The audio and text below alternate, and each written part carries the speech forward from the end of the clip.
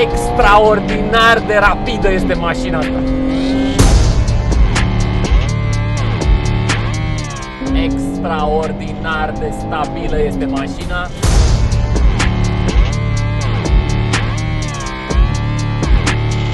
În cariera mea de profesionist auto am mai mers cu niște Ferrari. Am mai mers chiar cu Ferrari la Ferrari.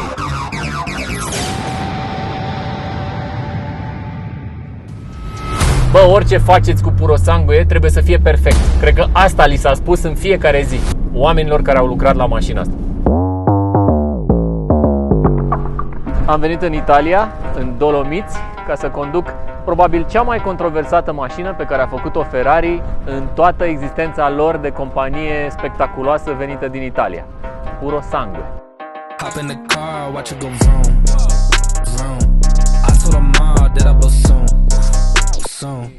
Cumva trebuie să îmi stăpânesc emoțiile și să încerc să judec mașina asta nu ca acest copil care sunt super fericit în fața unui Ferrari foarte puternic și foarte special, ci ca acest profesionist auto care a venit să înțeleagă dacă această mașină este sau nu este un SUV, dacă este sau nu este o blasfemie la adresa lui Enzo Ferrari, ca să judec dacă Purosangue merită să aibă pe capotă emblema căluțului cabrat. Din fericire, în cariera mea de profesionist auto am mai mers cu niște Ferrari. Am mai mers chiar cu Ferrari la Ferrari. Ce să mai pun pe listă Ferrari Roma? Prin urmare, am așa un pic de cădere să pot să-mi dau cu părerea. Am mai mers și cu alte SUV-uri scumpe, performante. Am mers cu Lamborghini Urus. Am mers cu cele mai spectaculoase versiuni de Porsche Cayenne. Am mers cu niște mașini în viața mea. Sunt convins că totuși emoțiile mele când m-am suit în Purosangue n-au fost atât de mari pe cât au fost ale inginerilor care au făcut mașina asta și mai înainte de ei ale oamenilor care au decis că mașina asta trebuie produsă. Pentru că Enzo, de-a lungul existenței lui, a visat tot timpul la o mașină cu 4 locuri și 4 uși, dar și a și făcut câteva, dar practic niciodată nu a considerat că sunt suficient de bune încât să fie considerate mașini sport. Ferrari a zis în momentul în care s-a apucat să construiască mașina asta că a ajuns tehnologia la nivelul la care să le permită să facă acest experiment.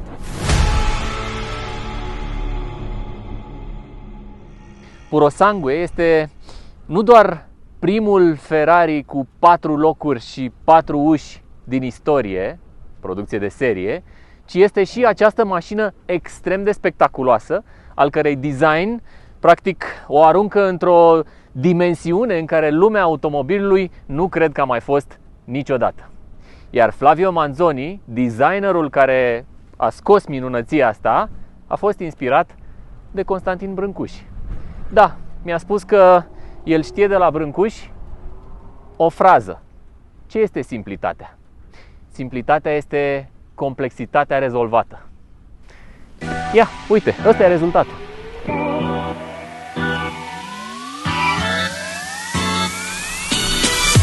Sunt în Dolomiți, pe serpentine, și din fericire pentru mine drumul este aproape liber. Nu e vară, nu sunt bicicliști. Nu e zăpadă, nu sunt nici foarte mulți schiori. Zăpada e pe vârfuri, dar aici unde mă interesează pe mine, pe serpentine, drumul este curat. Și nici măcar nu a plouat, deci nu e nici ud. Eu pot să testez Ferrari Purosangue în condiții decente. Un Manettino în modul sport. Transmisia este pe auto și încep să mă distrez.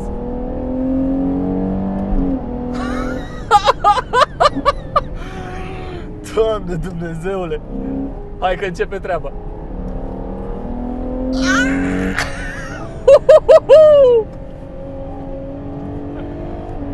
Băi, eu pot să zic de la început, mașina asta nu e un SUV. Doamne, ce suspensie au făcut. Am ajuns într-o localitate, respir puțin și încep să comentez. Mașina are puțin peste 2 tone, 2033 de kilograme, la gol, fără pasageri, fără lichide. Adaugi 100 de litri combustibil, mai pui toate celelalte lichide, mai pui și un șofer, că nu sunt pilot, în spatele volanului și practic ai ajuns la 2,2 tone. Ei bine, greutatea asta este, cum să spun, imperceptibilă. Nu se simte în momentul în care arunci mașina pe viraje. Sub capot avem V12 aspirat, dar el este poziționat atât de frumos în spatele punții față, încât greutatea mașinii este distribuită aproape perfect. 49% față, 51% pe spate. Pentru că da, pe spate avem și transmisia 8 trepte, dual clutch, dublu ambreiaj. În momentul în care ai acest raport aproape ideal de distribuție a greutății și în momentul în care ai un centru de greutate coborât, în momentul în care ai jantele astea pe mașină, 22 de inci pe față, 23 pe spate și un talon la cauciucuri nu foarte înalt, în momentul în care ai această suspensie activă care are câte un motoraș electric pe fiecare amortizor, astfel încât acolo să se dea o bătălie pe care Ferrari să o câștige cu forțele fizicii, ei bine, în momentul ăla ai bazele unei mașini sport. Da, nici nu mai contează că are 2 sau 4 locuri. Ai bazele unei mașini sport.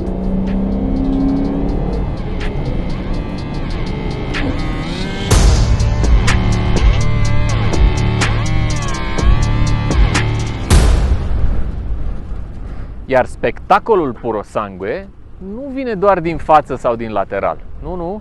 El este extrem de memorabil și aici în spate, unde profilul plafonului se coboară pe lunetă.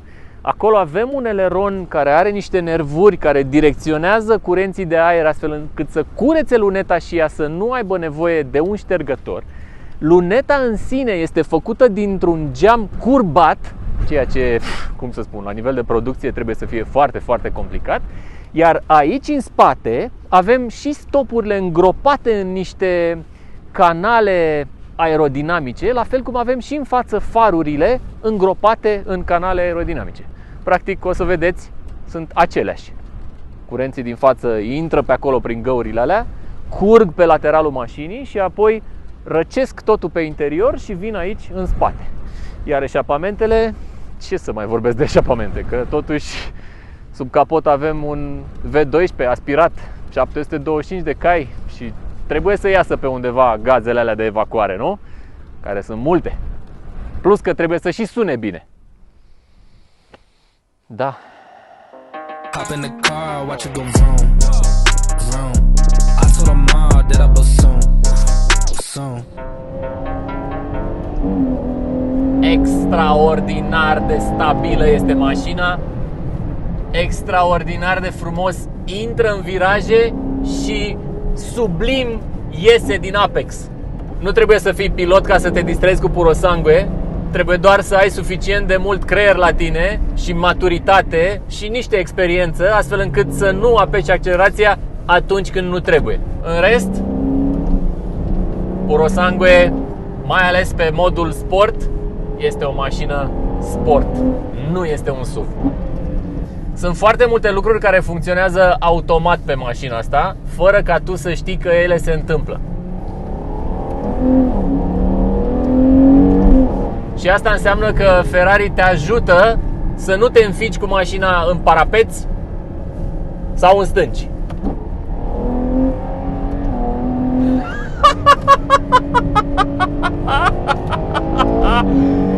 Băi, băiatule, ce se întâmplă aici? Micul manetino de pe volan, în afară de a comuta între modurile Sport, Comfort, Wet sau Ice, mai are o funcție.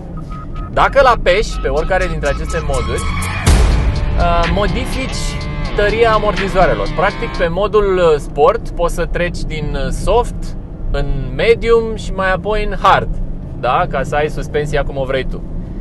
Dacă ai coborât la confort, aici ai de ales între soft și medium.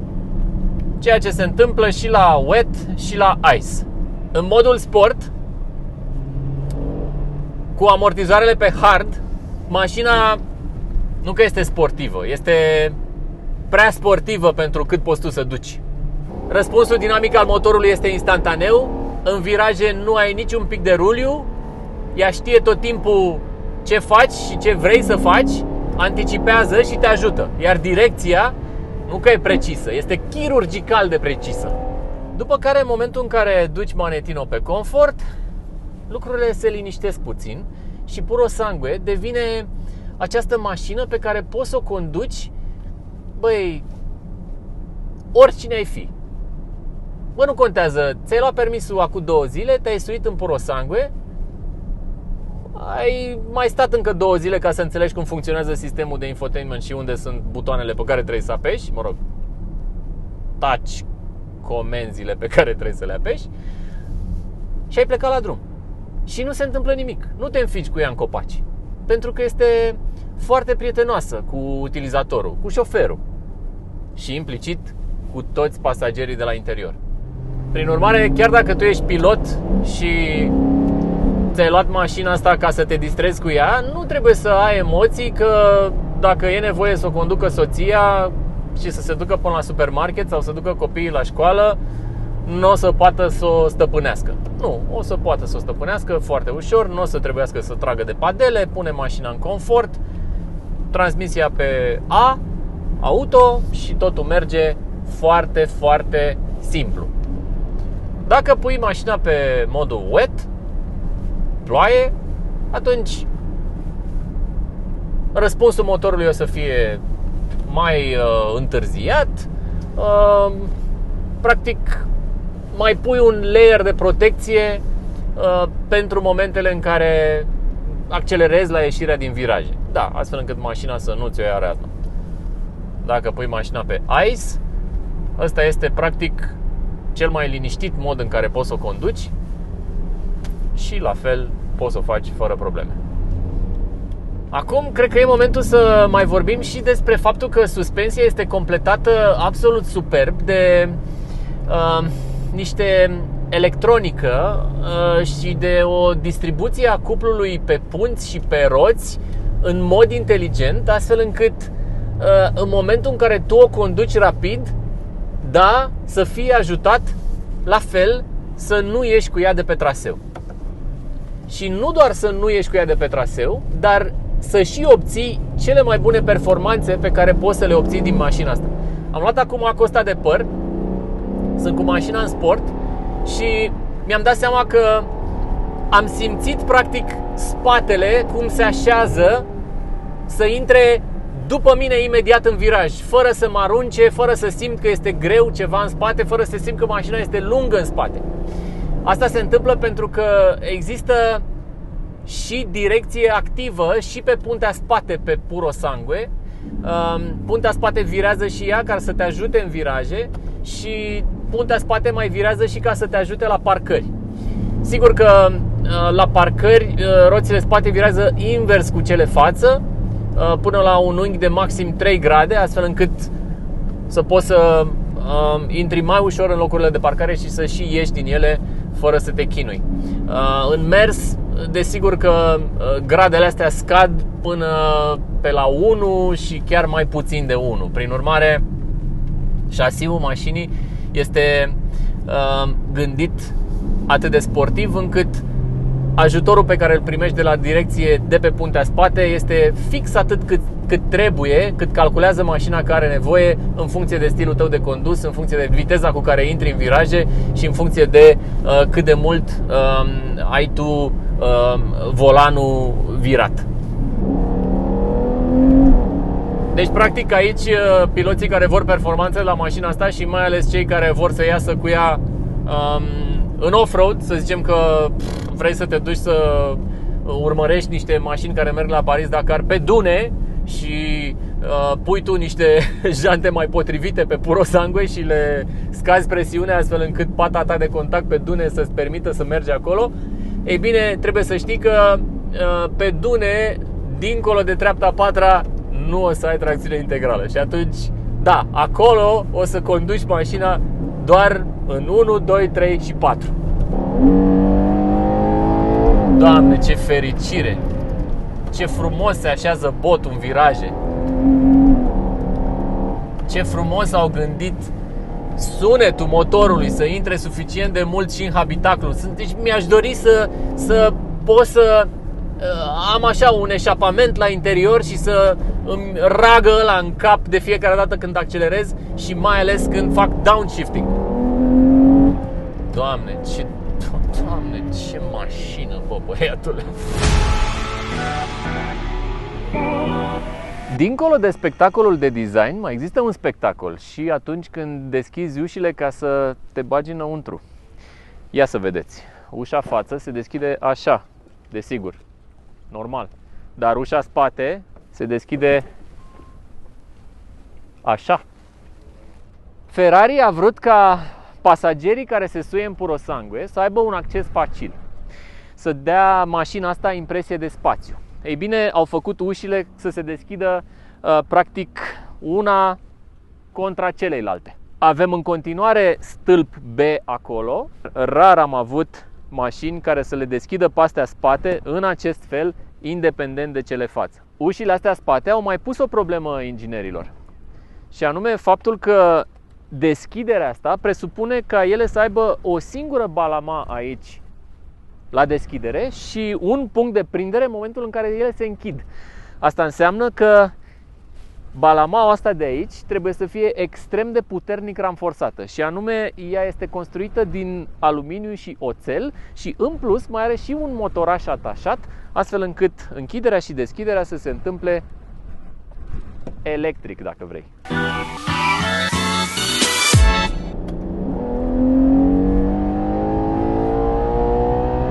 8.000 de ture, 4. Este foarte ilegal ce fac eu aici.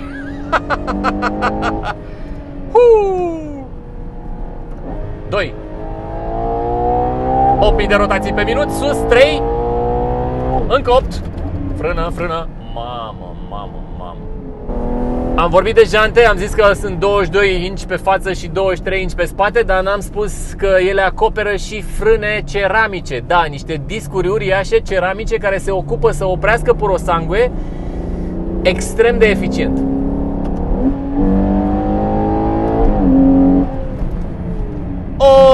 Ușor! Practic frânele n-au cum să nu fie eficiente și performante pe Purosangue, pentru că în momentul în care ai 725 de cai veniți de pe motorul V12 de pe puntea față, cineva trebuie să-i țină în frâu. Și atunci soluția este frâne ceramice, venite de la compania care dorește să-ți facă frânele pe mașină. Ferrari. Poziția la condus este extrem de bună. Scaunele sunt superb profilate, îmi place foarte mult designul lor, îmi place enorm de mult materialul în care sunt îmbrăcate și mai ales cum ești așezat față de pedalier și față de volan. Asta este o poziție sportivă. Volanul are o grosime perfectă pentru mine, este profilat excelent pentru momentele în care vrei să mergi sportiv pe drum. Semnalizatorul este pus aici pe volan, desigur cum se întâmplă la Ferrari, nu l-ai la mână, iar padelele sunt puse pe coloana de direcție, nu pe volan. Sunt mari, sunt aici de aluminiu, arată super spectaculos. Manetino este poziționat perfect. Problema pe care o am eu în continuare, chiar și cu Ferrari Purosangue, care este o mașină absolut impecabilă, este cu aceste comenzi cu touch de care aparent nu o să scăpăm prea curând. Ferrari a muncit mult la această interacțiune cu sistemul de infotainment și a simplificat cât de mult a putut modul în care interacționezi cu mașina. Nu există în mașina asta un display central, așa cum există în majoritatea mașinilor. Slavă Domnului, nu avem ceva orientat portret ca în Tesla. În schimb avem display digital aici în spatele volanului. Instrumentarul de bord practic înglobează tot ce ai nevoie și comenzile pentru el sunt aici pe volan în principiu. Apeși pe butonul ăsta din centru cu touch, desigur, se activează volanul, ale cărui comenzi cu touch nu sunt activate în mod normal, tocmai ca să nu le atingi din greșeală în timp ce mergi. După care navighezi prin meniu cu aceste săgeți. Ai un meniu prin care te plimbi și treci din vehicle, setările vehiculului, în audio, mai apoi în Apple CarPlay, Android Auto, telefon și setări. Este foarte interesant că Ferrari a renunțat la sistem de navigație pe Purosangue, pentru că oamenii pur și simplu și-au dat seama că orice sistem de navigație ar pune pe mașină, niciodată nu o să poată să țină pasul cu Google Maps sau cu hărțile din iPhone, astfel încât să dea șoferului cea mai bună soluție de navigație. Și atunci ce au făcut este că s-au chinuit să integreze cât mai bine în sistemul de infotainment Apple CarPlay și Android Auto, astfel încât pentru navigat să folosești smartphone-ul tău conectat seamless, fără probleme la mașină. Și comenzile pentru ștergătorul de parbriz sunt ciudat amplasate, nu ai nicio manetă ieșind de aici din coloana de direcție, ai pur și simplu un buton aici pe volan care este operat cu degetele din spate. Nu ai ștergător pentru lunetă, pentru că luneta este profilată astfel încât practic vântul, curenții de aer care trec de pe plafon și coboară spre portbagaj să curețe luneta, astfel încât să nu ai nevoie de ștergător pe spate. Mai există și două practic aripioare sub eleronul care coboară de pe plafon, care se ocupe cu direcționarea vântului, tocmai pentru acest motiv. Iar altfel pe bucata asta aici care separă șoferul de pasageri, ai comenzile pentru transmisie, ai comenzile pentru geamuri, toate 4. Mai ai cup holdere, da, pentru băuturi, și mai ai acest panou de comandă cu un buton mare central pe care dacă apeși poți să selectezi cu touch, din păcate, comenzi pentru climatizare, încălzirea în volan, degivrare sau climatizarea din scaune. Conceptul interior al lui Ferrari Purosangue este practic compartimentat.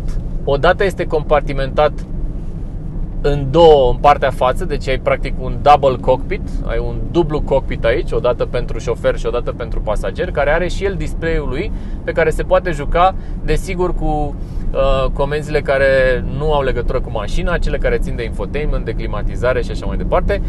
Din fericire pentru el, are și un mic display pe care poate vedea viteza și în ce treaptă se mișcă mașina și practic ce face șoferul, astfel încât să aibă informațiile acolo și să fie implicat și el în drum. Și mai există o separare, desigur, între pasagerii din față, șoferi și pasagerii din dreapta, și cei din spate, care au și ei comenzile lor acolo între scaune, pentru că în spate nu există banchetă. Ferrari nu oferă opțiunea de banchetă pentru, să zicem, al 3-lea copil. Îți iei doar 2 cu tine dacă ai mai mulți. Și în plus, scaunele din spate sunt identice cu cele din față, pentru că Ferrari a avut în brieful de producție să nu diferențieze atât de mult între pasagerii din Ferrari Purosangue și să încerce să îi implice pe toți în experiența de condus. Este absolut încântătoare căutarea asta a perfecțiunii pe care simți că inginerii de la Ferrari au avut-o undeva în brieful de producție scrisă pe fiecare pagină. Ce să zic, în afară de comenzile astea cu touch, le-a ieșit perfect.